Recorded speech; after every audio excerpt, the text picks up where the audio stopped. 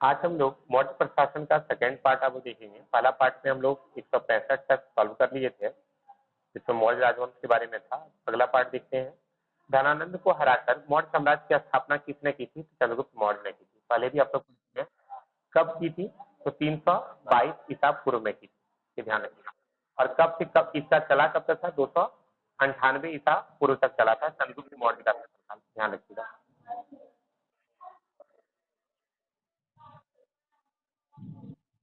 चलिए एक और क्वेश्चन इंपॉर्टेंट इसने बताया कि 305 ईसा पूर्व में चंद्रगुप्त मौर्य की मृत्यु हो गई थी, ध्यान रखिएगा।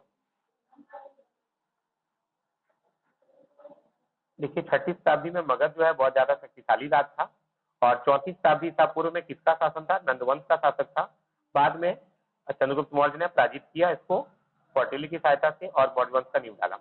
कौटिल्य ने क्या लिखा है? अर्थशास्त्र लिखा है, सभी जानते हैं। अब आता है विदेशी यात्रियों में से भारत आने वाला सबसे पहला विदेशी यात्री कौन था?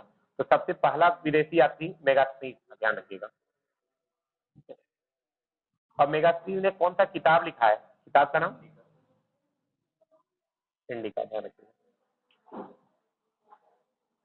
इसके अलावा हेमसांग, इप्सिंग और फाइयान भी आया है। चलिए यहाँ देख लेते हैं। भारत आने वाला प्रथम विदेशी यात्री मेगास्थनीज, यह यूनान का राजदूत था, चंद्रगुप्त के दरबार में आया था, और इसने अपनी पुस्तक इंडिका में मौर्योगीन साम्राज्य के बारे में लिखा है।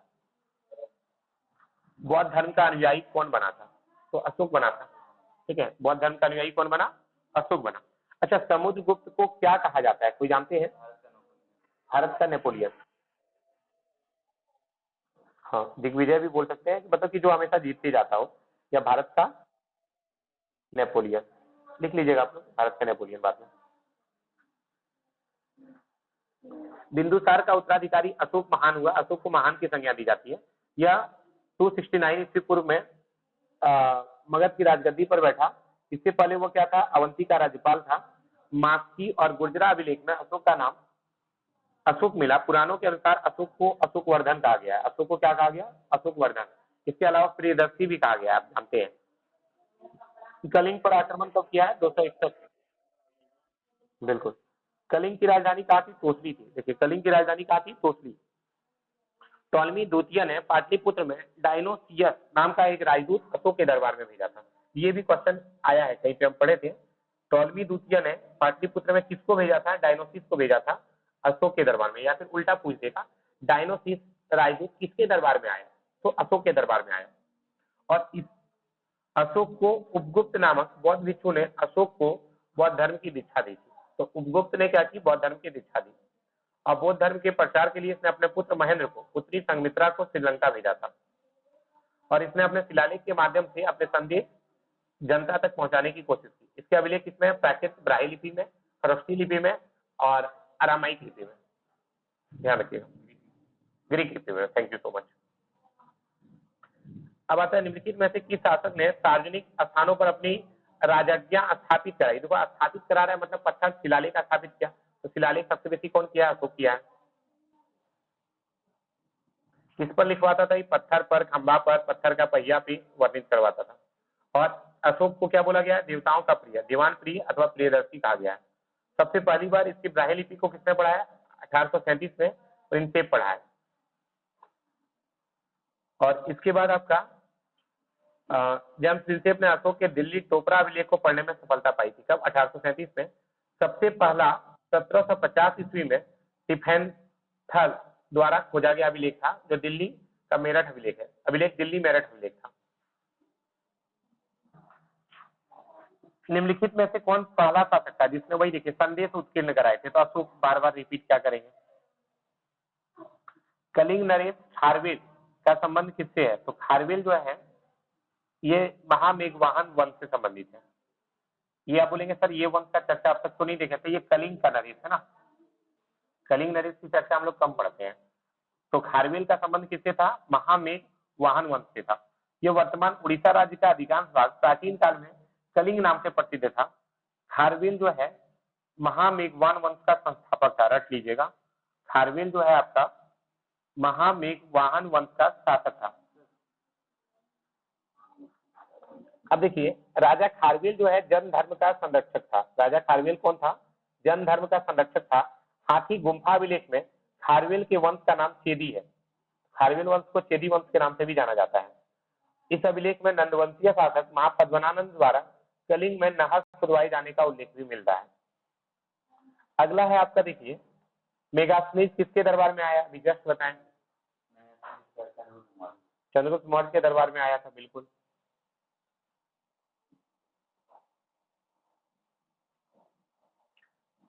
और यहाँ पर देखिए लिखा हुआ भी है, यूनानी शासक सेल्यूकस निकेटर ने चंद्रगुप्त मौर्य को एक संधि के तहत एरिया, आराकोसिया, जेड्रोसिया और पेरिपिनसदाई क्षेत्र चंद्रगुप्त को सौंपी। तो भैया ये कोई संधि बंदी नहीं था, वास्तव में बोले तो दहेज था, ठीक है, कितना दिया था दहेज इसको। और मेगास्थनीज को अपने राजदूत के रूप में चंद्रगुप्त के रूप में भेजा। और ध्यातव्य है कि मेगास्थनीज की एक पुस्तक थी जिसका नाम क्या है, इंडिका है, ध्यान रखिएगा। मेगास्थनीज के ग्रंथ इंडिका से चंद्रगुप्त मौर्य के प्रशासन की जानकारी मिल जाती है आपको। हालांकि ये मूल रूप से उपलब्ध नहीं है, लेकिन फिर भी मिल जाएगा आपको। अगला है, कलिंग युद्ध कब लड़ा गया था। ये देखिए बहुत महत्वपूर्ण क्वेश्चन है, कब लड़ा गया है, 261 में।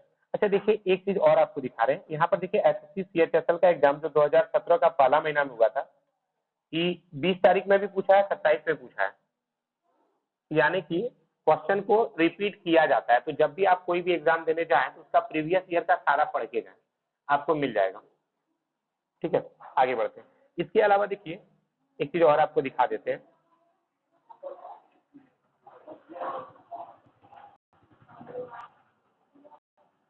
ये देखिए आपका लिखा हुआ है, एक क्वेश्चन ये भी आता है कि अशोक जो कलिंग युद्ध लड़ा था वो किसके बीच लड़ा गया था। तो कलिंग के राजा अनंत पद्मनाभन के बीच लड़ा गया था, ये ध्यान रखिएगा। कलिंग युद्ध किसके बीच लड़ा गया था, तो अनंत पद्मनाभन और अशोक के बीच। आगे बढ़ते हैं।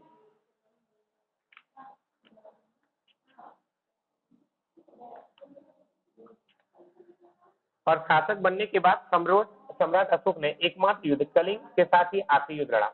युद्ध लड़ा भी एक वो और अंतिम भी वही था। कलिंग युद्ध वर्तमान में महानदी और गोदावरी के पूर्वी तट पर स्थित है, जिसका अधिकतम क्षेत्र उड़ीसा के अंतर्गत आता है। रोमिला थापर का कहना है अशोक की नजर कलिंग के समृद्ध व्यापार पर थी।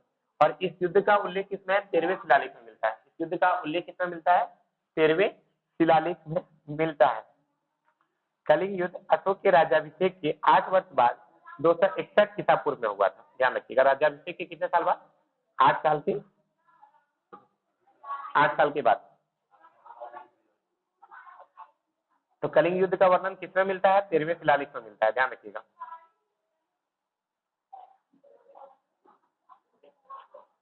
अब आता है अशोक का जोगढ़ शिलालेख, किस राज्य में, जोगढ़ शिलालेख कहाँ पे है, उड़ीसा में। तो नॉर्मल सा बात है, उड़ीसा में वो जीता तो वहीं पे शिलालेख भी लगाया, जोगढ़, जोग लेता है जो जोगढ़। और इसमें जो है अशोक बताता है कि प्रजा के प्रति पुत्रवत व्यवहार करना चाहिए, अपना बेटा को जैसे मानते हैं वैसे प्रजा को मानना चाहिए। और इस शिलालेख को खोजा कौन था, 1850 में वाल्टर इलियट ने खोजा था, वाल्टर इलियट ने। चंद्रगुप्त किस वंश का शासक था, मौर्य वंश का शासक था, आप सभी जानते हैं। हाँ एक चीज देखिए, ये अब तक नहीं आया था। चंद्रगुप्त मौर्य ने 298 ईस्वी पूर्व में सरवन बेलगोला में संलेखना विधि द्वारा अपने प्राण को त्यागा था। कल शायद हम पढ़ा रहे थे जब कोई टॉपिक में, तो मैंने बताया था कि संलेखना मतलब क्या होता है। संलेखना का मतलब कि भैया भूखे प्यासे रह करके अपना प्राण त्याग देना, ठीक है। तो चंद्रगुप्त मौर्य जो है सरवन बेलगोला में गया और वहीं पर जाकर के जैन विधि के द्वारा, इसलिए चंद्रगुप्त मौर्य को कभी भी चंद्रगुप्त मौर्य ने क्या किया, जैन विधि के द्वारा कुछ नहीं, खाना पीना त्याग दिया, भोजन का त्याग दिया। और भोजन त्याग देंगे तो क्या होगा, हम लोग कितना दिन तक जिंदा रह सकते हैं, 1 महीना तक, हमारा साइंस कहता है। हाँ अगर आप बात करें, सुन लीजिए एक बार आप, जब आप लोग बिना श्वास के, हम लोग 1 मिनट भी रहना मुश्किल हो जाता है, बिना पानी के आप 1 सप्ताह तक जिंदा रह सकते हैं, और बिना भोजन के 1 महीना तक जिंदा रह सकते हैं। एक क्वेश्चन ये भी आता है कि संलेखना विधि किस धर्म से जुड़ी हुई है, तो जैन धर्म से जुड़ी हुई है। अब आता है चंद्रगुप्त मौर्य किसके प्रबल अनुयायी थे, तो जैन धर्म के अनुयायी थे। चंद्रगुप्त मौर्य किसके अनुयायी थे, जैन धर्म के। तभी तो भाई जैन विधि के द्वारा उसने अपना संलेखना विधि के द्वारा अपना प्राण को त्यागा था। चंद्रगुप्त मौर्य देश में पैदा हुए, चंद्रगुप्त मौर्य कब पैदा हुए थे? तो 340 ईसा पूर्व में पैदा हुए थे। चंद्रगुप्त मौर्य कब पैदा हुए? 340 ईस्वी पूर्व में।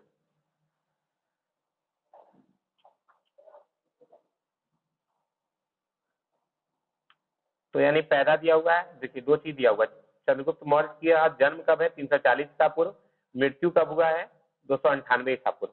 शासन काल कब से कब तक किया? 322 से 298। अब ये नहीं बोल देना कि 340 में ही शासन कायम कर रहा था, वहीं तक गोद का बालक था, कैसे करता? बड़ा होगा तब।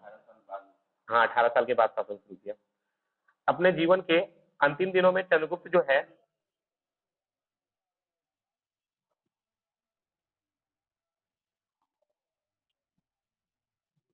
नहीं, आप थोड़ा गलत बोल दे रहे हैं प्रियांशु। श्वेतांबर और दिगंबर ये 2 भाग में बटा था। भद्रबाहु एक व्यक्ति का नाम है, ठीक है।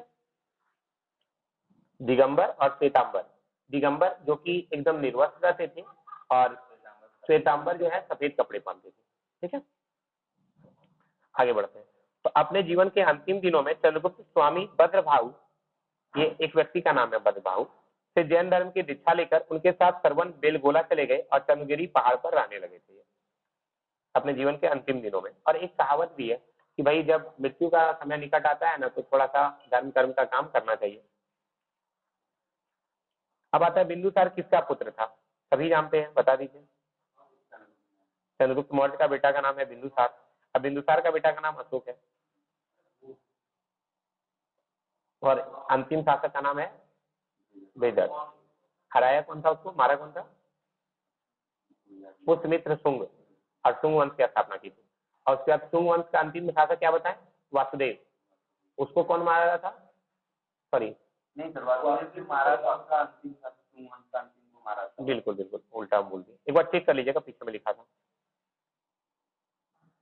शुंग वंश के अंतिम शासक का नाम देवभूति था और उसको जो है कण्व वंश के प्रथम शासक वासुदेव के द्वारा मार दिया गया या पराजित कर दिया गया, और उसके बाद कण्व वंश की स्थापना हुई। ये सारा वंश का याद करना है आपको, ये सारा आपको क्लास 7 में मिल जाएगा एनसीईआरटी बुक में, अगर किसी को पढ़ना है तो। आगे बढ़ते हैं आप। अब एक क्वेश्चन ये भी आता है कि बिंदुसार मौर्य वंश का शासक था या चंद्रगुप्त मौर्य का पुत्र था, और यह किसका अनुयायी था? तो चंद्रगुप्त मौर्य जो है आजीवक संप्रदाय का अनुयायी था। चंद्रगुप्त मौर्य आजीवक संप्रदाय का अनुयायी था। इसे शत्रु विनाशक के नाम से भी जाना जाता है। इसने शत्रु का विनाश कर दिया था। किसकी सहायता से? चाणक्य की सहायता से। और चाणक्य इतना कूटनीतिज्ञ था कि वो बोला कि भाई तुम सिकंदर से नहीं पाओगे, सेल्यूकस निकेटर से नहीं पाओगे, तो एक काम करो, उसका बेटी से शादी कर दो, काम खत्म। सिकंदर, हाँ, मकदूनिया का शासक था सिकंदर। जैन ग्रंथों में बिंदुसार को सिंहसेन कहा गया है, ध्यान रखिएगा। जैन ग्रंथों में बिंदुसार को सिंहसेन कहा गया है। बिंदुसार ने सीरिया के शासक एंटीयोकस प्रथम से मदिरा, हाँ बिल्कुल, ये सूखे अंजीर और दार्शनिक की मांग की थी। बिंदुसार ने सीरिया के शासक से क्या मांग की? मदिरा, सूखे अंजीर और दार्शनिक की मांग की थी। दार्शनिक मतलब एक टाइप का विद्वान, तुम समझ लो। डाइमेकस सीरिया का शासक एंटियोकस का प्रथम का राजदूत था, जो बिंदुसार के दरबार में आया था। बिंदुसार का उत्तराधिकारी मतलब बेटा कौन था? अशोक। अशोक किस वंश से थे? मौर्य वंश से थे। देख लीजिए क्वेश्चन कितना रिपीट हुआ है, और देख लीजिए 15 तारीख का एग्जाम में जो क्वेश्चन आया था वही 17 तारीख का एग्जाम में आ गया। मतलब आप लोग जब एग्जाम देकर के आए तो उसका रिव्यू भी जरूर चेक करें एसएससी वगैरह का, कि भाई हम देने जा रहे हैं, मान लेते हैं 17 तारीख को, तो 1 तारीख से लेकर 17 तारीख का जितना एग्जाम हुआ है उसमें बच्चा लोग क्या करता है, इंटरव्यू वगैरह डालता है, या कोई कोई यूट्यूबर क्या करते हैं उसके बारे में डाल देते हैं कि भैया फलाना फलाना क्वेश्चन एग्जाम में आया था, तो उस सब क्वेश्चन को पढ़ के जाओ, तेरा 2-3 नंबर बन जाएगा उससे। चलिए आगे बढ़ते हैं। ये सब क्वेश्चन मेरा एग्जाम में आप उड़ा देते। चलिए आगे बढ़ते हैं। ज्यादा हार्ड तो नहीं रहता है, लेकिन फिर आपका जीके खा जाता है, करंट अफेयर खा जाता है थोड़ा सा। चलिए आगे देखते हैं आप। सम्राट अशोक मौर्य राजवंश के महान सम्राट थे। सम्राट अशोक ने 273 ईसा पूर्व से 232 ईसा पूर्व तक हिंदू कुश की श्रेणियों से लेकर दक्षिण में गोदावरी नदी के दक्षिण मैसूर तक, पूर्व में बांग्लादेश के, पश्चिम में अफगानिस्तान ईरान तक शासन किया था। इसने बौद्ध धर्म का प्रचार भी किया था, आप सभी जानते हैं, अपना बेटा महेंद्र और बेटी संघमित्रा के साथ। महान अशोक किस वंश से था? मौर्य वंश से था। यार कितना रिपीट करोगे? चंद्रगुप्त मौर्य पाटलिपुत्र में पैदा हुआ था, जो आप डैश में है। तो पाटलिपुत्र कहाँ पे है? बिहार में, आप सभी जानते हैं, कोई बताने की जरूरत नहीं है। अब देखिए इसमें हर्यक वंश के बारे में आता है। अच्छा, पाटलिपुत्र की स्थापना किसने की थी? उदयन ने की थी। क्लास 12 का क्वेश्चन है। पाटलिपुत्र की स्थापना उदयन ने की थी, और ये किस वंश का था? ये हर्यक वंश का था।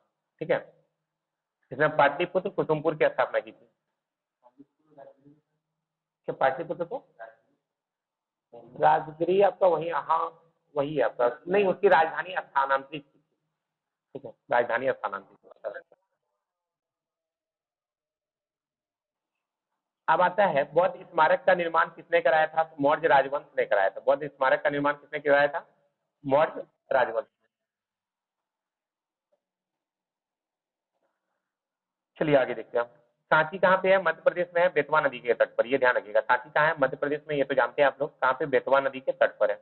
बौद्ध लोगों के लिए प्रसिद्ध है। और सांची का महान स्तूप किसने बनाया था? अशोक ने 3वीं सदी में बनाया था। और इसमें क्या होते थे? बुद्ध के अवशेष रखे जाते थे। कलिंग युद्ध के पश्चात अशोक ने किस धर्म को ग्रहण किया था? बौद्ध धर्म को ग्रहण किया था, सभी जानते हैं। और उसके बाद ये क्या किया? 10वें वर्ष के पश्चात बोध गया और 21वें वर्ष में लुम्बिनी की यात्रा भी की थी। लुम्बिनी क्या है? बौद्ध का जन्म स्थान। चाणक्य को किस नाम से जाना जाता है? कौटिल्य के नाम से जाना जाता है, और विष्णुगुप्त के नाम से जाना जाता है। इसने अर्थशास्त्र किताब लिखा है। चाणक्य किसके सलाहकार थे भैया? चंद्रगुप्त मौर्य के सलाहकार थे। अशोक के शिलालेख में किस लिपि का प्रयोग किया गया है? तो ब्राह्मी लिपि का प्रयोग किया गया है। Brahmi, Kharosthi, Aramaic, Greek. सबसे पहले इसका अभिलेख को किसने खोजा है? तो टी हैंसलर ने खोजा था। कब? 1750 में खोजा था। 1837 में तुम्हारा जेम्स विंसेप ने पढ़ा था। और कल मैंने एक चीज बताया था आपको, the Asiatic Society of Bengal की स्थापना किसने की थी और कब की थी? नहीं, 1784 में हुआ था ना। The Asiatic Society of Bengal की स्थापना 1784 में की गई थी। किसने की थी? देखना पड़ेगा। विलियम जोन्स ने की थी। आगे बढ़ते हैं। अशोक का 4 लिपि ब्राह्मी, खरोष्ठी, अरामाइक भी प्राप्त हुआ है। अब देखिए, अशोक के असम लेख और गुल्हा लेखों में केवल ब्राह्मी लिपि का प्रयोग हुआ है, ये ध्यान रखिएगा। असम लेख में और गुहा लेख में ब्राह्मी लिपि का प्रयोग हुआ। अशोक के अभिलेखों की भाषा क्या थी? प्राकृत थी। भाषा जो है प्राकृत है, ध्यान रखना है। खरोष्ठी लिपि कहाँ मिला है? अरामाइक कहाँ मिला है? पुस्तक कम है, पढ़ लीजिएगा एक बार। अशोक पहला भारतीय शासक था जिसने अभिलेख के सहारे प्रजा को संबोधित किया। खरोष्ठी लिपि शहबाज गढ़ी और मानसेहरा में, अरामाइक लिपि लघमान और तसीला में, द्विभाषिक अभिलेख कंदहार व सरीकुना अभिलेख। ये सब हालांकि कम पूछता है। मौर्य प्रशासन के अंतर्गत सीताध्यक्ष, सीताध्यक्ष किसको बोला जाता है? कृषि के अधिकारी को, ध्यान रखिएगा। सीताध्यक्ष कृषि के अधिकारी को क्लास 12 में हम लोग पढ़े थे।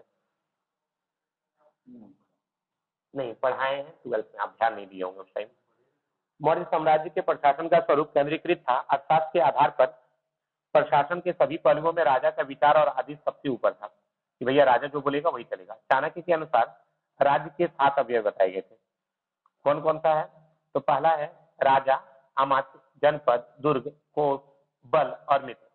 प्रशासनिक सुविधा के लिए केंद्रीय प्रशासनिक तंत्र को अनेक भागों में विभक्त किया गया था। पन्याध्यक्ष, ये रट लीजिएगा, बहुत इंपॉर्टेंट है। पन्याध्यक्ष वाणिज्य के अध्यक्ष को, सीताध्यक्ष कृषि के अध्यक्ष को, चुनाध्यक्ष बूचड़खाने का अध्यक्ष को नियुक्त किया गया था। अशोक के समकालीन मिस्र का राजा कौन था? तो अलेक्जेंडर था ना, लेते नहीं, टॉलेमी II था। ये मेरा गलत हो गया, ध्यान रखिएगा। अशोक का समकालीन मिस्र का राजा कौन था? टॉलेमी II था, टॉलेमी द्वितीय। अच्छा चलिए आगे बढ़ते हैं। अब आता है सारनाथ में स्थित डैश स्तूप का निर्माण। तो धमेक स्तूप का निर्माण महान मौर्य सम्राट अशोक ने किया था। ठीक है, और यह भारत में स्थित प्रमुख बौद्ध संरचना में से एक। तो सारनाथ में किसका हुआ था? धमेक स्तूप का निर्माण। सारनाथ में धमेक स्तूप का निर्माण किसने किया? अशोक ने कराया। किसको लेकर के था? बौद्ध को लेकर के था। मस्की और गुर्जरा अभिलेख में भी अशोक का नाम अशोक ही मिलता है। ये सब आप लोग जानते हैं। आगे बढ़ते हैं। निम्नलिखित में से कौन से स्तंभ सेल कर्तित स्तंभों को दर्शाते हैं? तो सेल कर्तित स्तंभों को कौन दर्शाते हैं? मौर्य स्तंभ। एक चीज आप देख लीजिए, सीएसएसएल का एग्जाम में थोड़ा इजी आता है, एमटीएस का एग्जाम में हार्ड आता है। प्लस अभी का जो शिफ्ट चल रहा है 2019 वगैरह का, मतलब जो अब करीब करीब नजदीक में आ रहे हैं, तो क्वेश्चन का लेवल हार्ड हो रहा है, तो आप लोग को बेसिक मेहनत करना पड़ेगा। और इसलिए मैं कह रहा हूँ कि आप लोग को 6 पेज लिखना है, ठीक है, यही मुख्य कारण है। निम्नलिखित में से कौन से स्तंभ सेल कर्तित स्तंभों को दर्शाते हैं? तो मौर्य स्तंभ, ध्यान रखिएगा, सेल कर्तित मौर्य स्तंभ। मौर्यकालीन कला को 2 भाग में वर्गीकृत करते हैं, दरबारी कला और लोक कला। और दरबारी कला स्तंभ और शीर्षों में व्यक्त हुई, जिसको सेल कर्तित स्तंभ को दर्शाता है। फाहियान जो है ने अशोक के 6 स्तंभ और हेनसांग ने 12 स्तंभों को देखा था। ये आपको रट लेना है। बौद्ध धर्म में जैसे जैन धर्म में पीताम्बर दिगंबर है, हाँ, वैसे ही बौद्ध धर्म में हीनयान और महायान है, ठीक है। जो पुराना परंपरा को मानते चला गया उसको हीनयान बोले, और जो नया परंपरा को मानते चला गया उसको महायान बोले। ये बौद्ध धर्म के बारे में बताए थे हम, ठीक है। फाहियान ने अशोक के 6 स्तंभ देखा था और हेनसांग ने 12 स्तंभ देखा। अब आता है दीवान प्रिय के नाम से किसको जाना जाता है? तो आप सभी जानते हैं, अशोक को जाना जाता है दीवान प्रिय के नाम से। तो यहाँ पे आपका ये चैप्टर कंप्लीट हो जाता है। इसके बाद आपका मौर्योत्तर समाज हम अगले पार्ट में पढ़ेंगे। और आप लोग को अगर मेरा वीडियो पसंद आता है तो आप लोग इसको लाइक, कमेंट, शेयर, सब्सक्राइब कर दीजिएगा। थोड़ा सा मेरा भी सहयोग करना आपके लिए अच्छा है। प्लस आज गुरु पूर्णिमा है, तो मेरी बात को टालिएगा नहीं। आप लोग मेरा इस वीडियो को स्टेटस पे भी लगा सकते हैं मेरे फोटो के साथ। धन्यवाद।